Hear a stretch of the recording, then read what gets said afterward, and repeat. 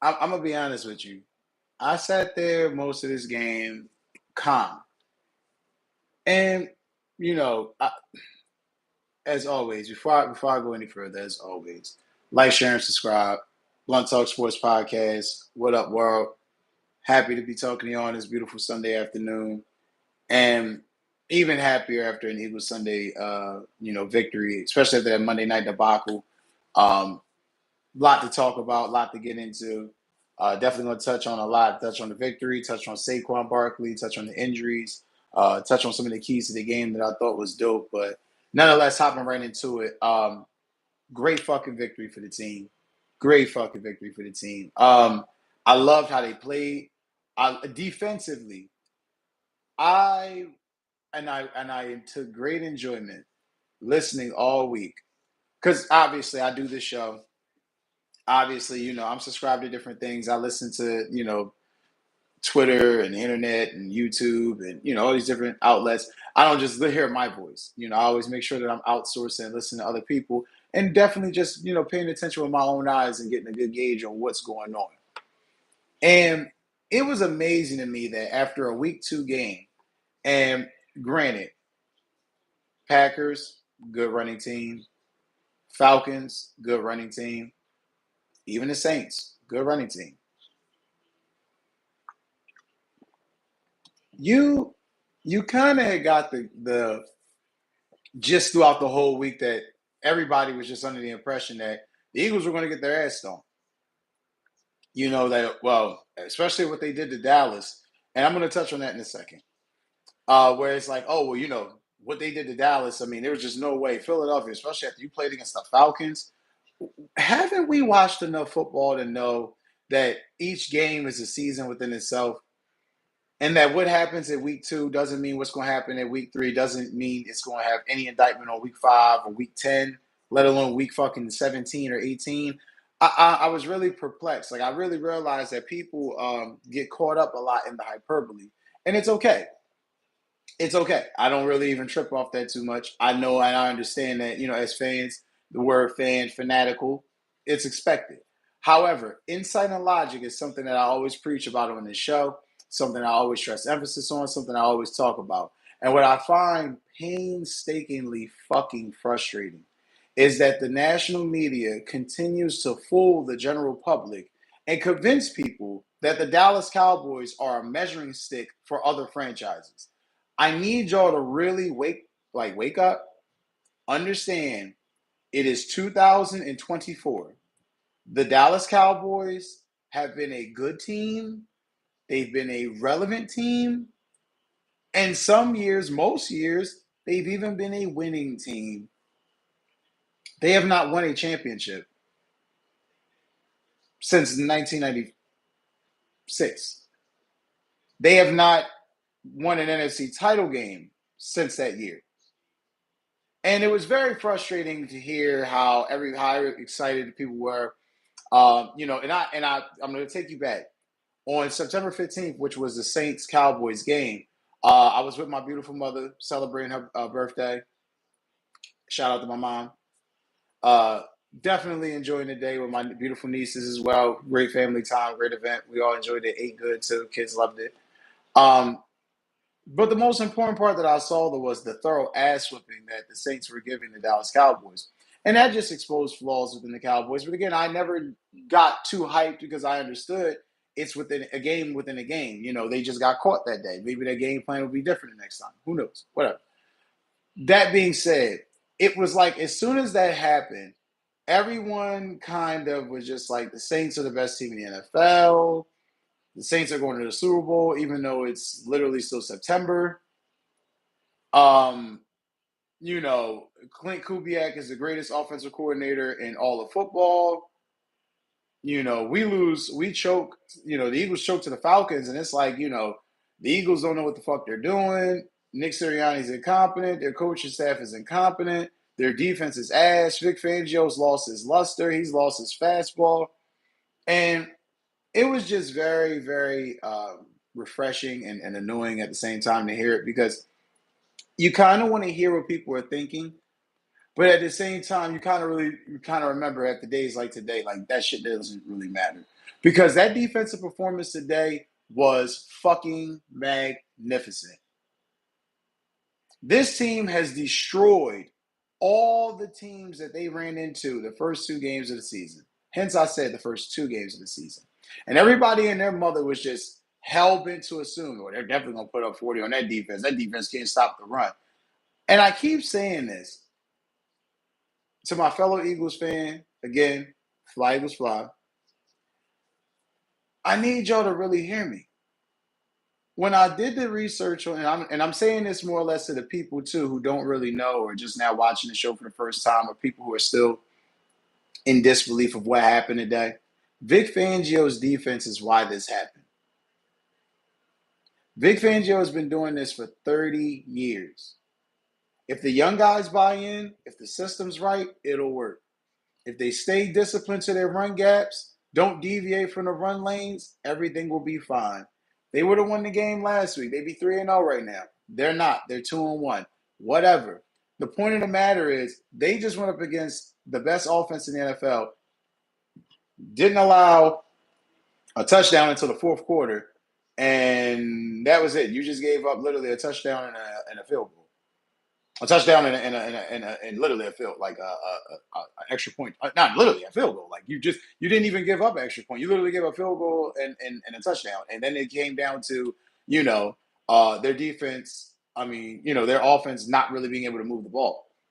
Derek Carr got exposed again today. They didn't really trust him to throw the ball a lot. We know because we saw late in the game with that interception by Reed Blankenship. He puts the ball in the air. He lets it float for a while. It's the same thing that got him cut out of Oakland/Las Vegas. Same thing that got him looked at crazy last year when he got to New Orleans. He makes those plays at times. And I know it's early in the year. We're all victims sometimes of hyperbole. We're all victims sometimes of the things that we see in front of our eyes. But I think you have to be fucking delusional if you really thought that defense was going to come out there and really shit the bed after that performance from this past Monday night. It was outstanding. Shout out to Vic Fangio. Shout out to Jalen Carter. Shout out to Jordan Davis, who's been catching hell all week. Nolan Smith as well. Definitely out there making plays. N'Kobe Dean. Brandon Graham setting the edge. Old dog out there putting in work. I mean, it's astounding to me how people get so disrespectful on a week-to-week basis. We forget, we kind of forget things. But I digress. Hopping into the further details, the turnovers. I know everybody is like, it's funny as hell because I was literally texting a couple of people I know while I was watching the game, and fellow Eagles fans, and they were reaching out about the turnovers. And I'm trying to get people to really understand because I've said this in a previous episode. I've said this on a previous live stream. And again, check us out on Apple Podcasts, Spotify, and as well on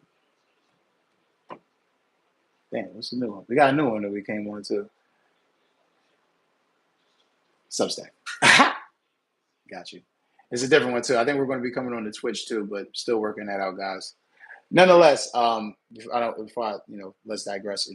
I want to make sure that I'm stressing emphasis on this though.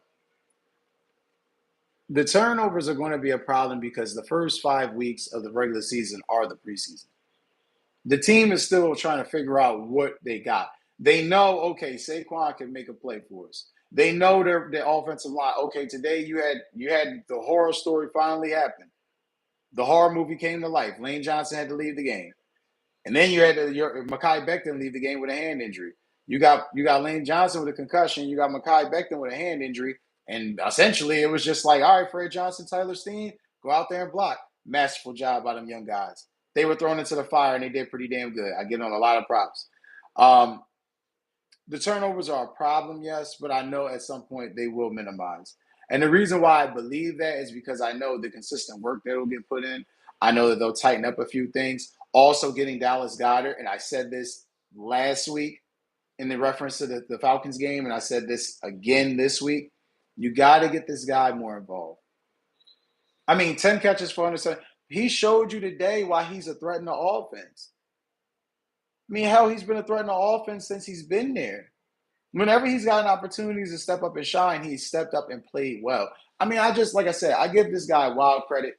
He's been doing everything that's been asked of him, no complaints. If he's got a block, he fucking blocks. If he's got a run, he runs. If he's got a pass catch, he pass catches. There's no bullshit with him. And I love Dallas Goedert for that.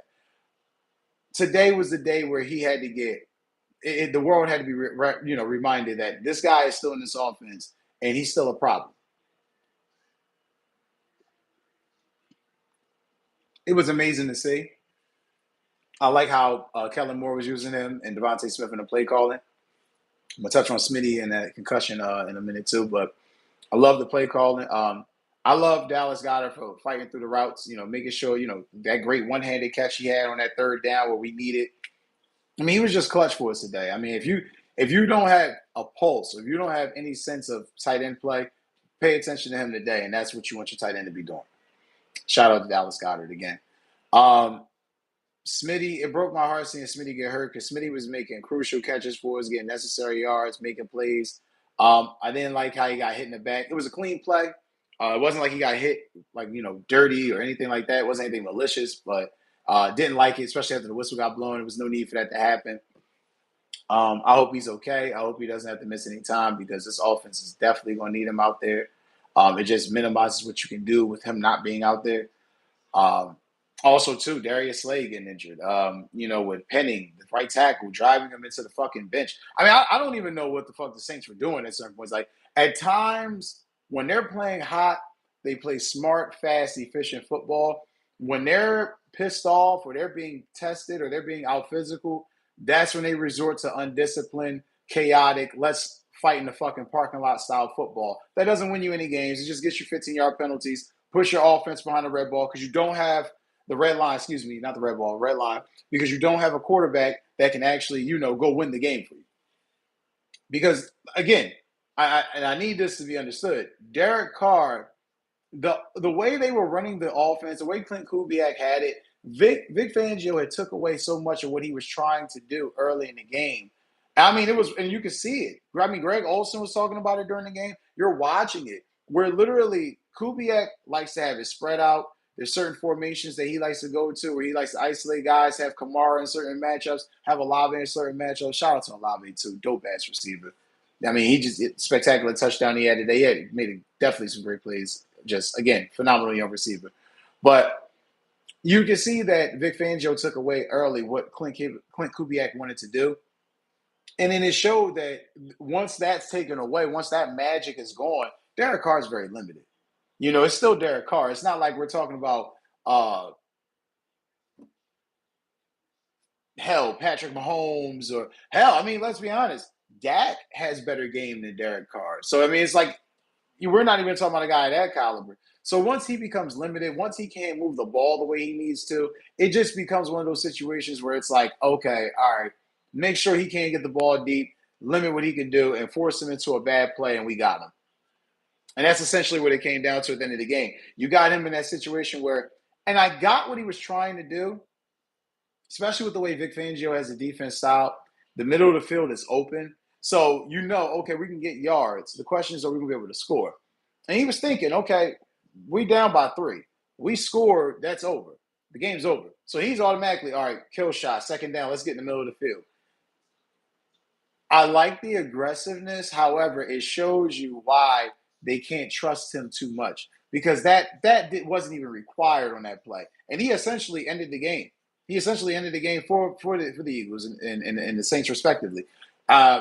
Again, it shows why Derek Carr is limited. It's something we'll definitely have to keep an eye on as fans watching throughout the season, seeing how he plays. But yeah, he essentially being limited and not being able to make plays today, it showed he cannot be trusted. He cannot be trusted.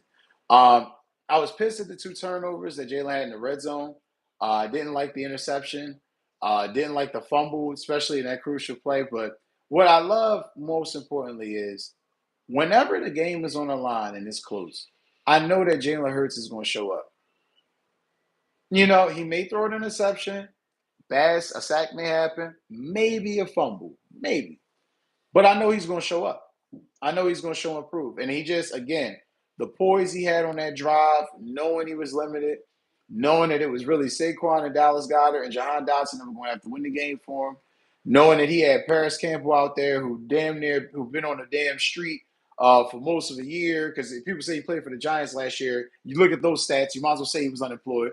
He hadn't really played that much for Philly. Pretty much his first real game action outside of last week because he didn't get any targets or anything. So it was just impressive that Jalen was able to put it together late. They got to work out these fucking turnovers though, because the moment they can get those minimized or if not eradicated, this team is going to be very, very hard to beat because it's the stupid penalties and the turnovers that's keeping games close and tight. Because honest to God, truth, without those turnovers, they literally beat the Saints by possibly 2 touchdowns in this game today. So it's going to be interesting to see. Um, I liked how the corners played though. And I want to make sure I stress emphasis on this. Darius Slay caught a lot of heat from me as well. I know damn sure on the live stream, I was saying D Slay old, you know what I mean? And it's time to start thinking about putting them young boys in there, especially after he gave that touchdown up to Drake London late in the game. However, you see why he's respected. I believe it was like the middle or late of the third quarter where Derek Carr tried to go to Rashid Shaheed late in the game. They just mentioned how Rashid Shaheed hadn't really gotten any touches and how they went to go to him late. And D Slay got in there perfectly, perfect body position, and got the right hand. I believe it was left, could have been the right, but I believe his right hand got in there, deflected the ball, pretty much separated Shaheed from getting any chance to catching the ball. And it just shows you why you need veteran guys out there like that. And you can never sleep on those guys. Yeah, they're going to have moments where they give up games, but they're also going to have moments where they help you extend games or win games. So shout out there. Reed Blankenship, too. Another interception to seal a game. Another interception to seal a game. I mean, I don't know if y'all know or not. Did it against Green Bay. Did it against the hell did we play today? Did it against the Saints today. So it's just one of those things where honestly you got to give it to him. You got to give it to him. Reed Blankenship, him having Gardner Johnson back, it's built a comfort level with him. You can see he's able to play his position. And he's getting interceptions, and it's definitely good to see. And I'm just excited. And I'm excited to see if they can carry this over, because if they can carry over performances like this, even half the game where you could just play solid, they're going to be all right. They're going to be fine. They just can't keep falling into these lulls and these malaises where, they're giving up yards early and they're in short down and distances, and then they're allowing teams to just gouge them. And then now it's like, okay, you can't really play your defensive set. You can't really set your base up the way you want. So now you're a victim. Now you're a victim to whatever they want to do. And nobody wants to be like that because, in the NFL, you're fucking food at that point. You're going to get tortured. Exciting though. Like I said, definitely promising to see from the defense. Jalen having calm and poise, losing guys and putting us in situations that we shouldn't have been in, but then ultimately helping lift us out of it. Dallas Goedert, outstanding game, best game of his career. I'm pretty sure stat-wise, best game of his career, 10 for 170. I think honestly, you're just going to have to keep joking. This is the week-to-week thing. I mean, I know people are probably expecting me to say, "Oh, this is going to be the launching pad." I don't necessarily feel that. I feel like it's going to be a week-to-week thing because ultimately they got guys injured, still trying to figure out their identity, and I don't know why they don't understand their identity. They're a fucking running football team. Nobody can stop Saquon Barkley in this offense. We've had 3 games and it's been proven. I mean, unless Saquon drops the ball or we fuck up with penalties and turnovers, can't nobody stop us from scoring or getting first downs. So it's going to be interesting. They definitely, once they tighten some things up, I think this is going to go even further into their push late in the season. But again, step by step, game by game. Next week is going to be another interesting one. Like I said, I'm very excited after this win. They definitely needed it, especially coming after all that bullshit that you was hearing in the Philly radio stations and just this hyperbole and just the insanity at times. But nonetheless, about to catch up some of these with some of these late games. Watch Baltimore and Dallas. Shout out to the Packers beating the Titans. Malik Willis going there getting his revenge. Like I said, I've been saying all year, I think the Eagles and the Packers are going to be an NFC title game. Y'all can disagree with me. It's fair to disagree with me. I understand. However, moments like this where you're seeing both these teams losing guys without key players, having to figuring it out. and they're without their star quarterback. So, got to get them props. Shout out to the Giants, even though I fucking detest even having to say that, but Malik Neighbors really, that's the main reason why I'm saying that. Let me say that. Shout out, fuck the Giants. Shout out to Malik Neighbors. Malik Neighbors is showing why he was a high draft pick. He's saving Daniel Jones' career and life right now. Past 2 games, Daniel Jones has looked like a quarterback with this guy out there. Not a shock. You just put it to the spot that he's at, he gets it. And if you're the Browns, you never want to get too down because, again, week to week, you lost to a team that you should have probably dominated. And defensively, your corners got chewed up. There's cause for concern. Just like, with most teams. There's no team's perfect, but that was a tight, like, it was surprising to see the Philadelphia New Orleans game be a low scoring game. It was definitely surprising seeing that Cleveland Giants game be as tight as it was. Be that as it may, shout out to Malik Neighbors. Youngest to score 2 touchdowns in the NFL game at wide receiver. Shout out to you for that one, youngin. Trying to think. Vikings blew out the fucking Texans 34-7, which was crazy. I mean, just crazy. I mean, it's weird how the NFL works, where one week you're on top of the world because you beat this team and you feel good and you feel dominant. And then the next week, your ass is humble because you just got spanked and you don't even know what happened. It's kind of like a throw the tape out style game. I mean, again, shout out to the Vikings, though. They're showing improvement, and they're showing that they're a lot better than what people thought they were going to be. So, going to be a force to be reckoned with for a little while in the NFC North. Definitely something to keep an eye on. Trying to think what else, other game that I definitely caught that I wanted to speak on. Oh, shout out to the Steelers getting that win over the Chargers. More importantly, Justin Fields. Justin Fields hasn't necessarily played lights out, but he's played very good football since he's come to the Steelers. I feel even more vindicated in my argument. I've said this on, numerous episodes. Once the trade happened and the move was made, excuse me. I said that. Pardon me for that, y'all. I said that he should have been the starting quarterback, and it's showing improvement. It's showing improvement that he should have been the starting quarterback. The offense looks explosive. They're a one-play threat, meaning a splash play away at any point from scoring a touchdown and putting that team, in an elevated position to allow that defense to attack in the aspects that they want. So it's interesting to see. It's great to see. Chargers, kind of sucks seeing Herbert get injured. Kind of shocked that he played. Not really shocked that he played, because Herbert's not, soft, but at the same time, he's your main hope of having any chance of doing anything. Why is he playing a week 3 game with a high ankle sprain when you got a backup quarterback? If you get spanked, you get spanked. No one's going to really give a fuck. Don't really understand the logic in that, but whatever. But nonetheless, that's going to wrap it up for the early games. I just wanted to hop on here and talk about the Birds, but shout out to the other teams and those wins. Feels good to be in W column this week, 2-1. Be back here next week, same old time, same old channel. As always, like, share, and subscribe. Check us out on Apple Podcasts, Spotify, and on Substack. I'm going to finish enjoying this beautiful, nice green Heineken because it's a green household because welcome to our house. Fly Eagles Fly. Take care, y'all, and enjoy the rest of your Sunday. There'll be more episodes also, the Blunt Talk Sports Podcast popping up, so definitely check those out later on the night after the game. See you.